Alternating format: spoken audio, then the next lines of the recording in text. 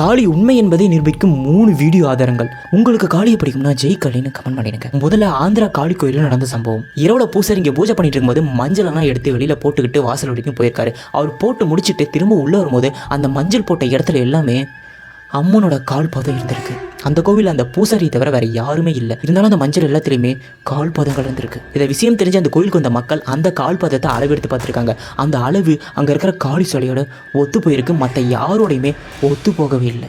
ரெண்டாவது, கல்கத்தா காளி கோயிலில் நடந்த சம்பவம். இந்த காளியோட சிலையில பாலை கொண்டு போய் வச்சா அந்த பால் ஆட்டோமேட்டிக்காக உள்ள உறிஞ்சிக்கிறது. இதில் என்ன அதிசயம் இருக்குன்னு நீங்கள் கேட்கலாம். ஆனால் அந்த காளியோட சிலையில தண்ணியோ இல்லை தேனோ அப்படின்னு மாற்றி வேற திரவத்தை கொண்டு போய் வச்சிருக்காங்க. ஆனால் எதையுமே அந்த காளி சிலை உள்ள உரியவே இல்லை. பாலை கொண்டு போய் வச்சா மட்டும்தான் அது உறிஞ்சிருக்கு. மூணாவது, கொல்கத்தா காளி கோயிலில் நடந்த சம்பவம். இந்த காளிக்கு முன்னாடி மஞ்சளை கொட்டி வச்சிருக்காங்க.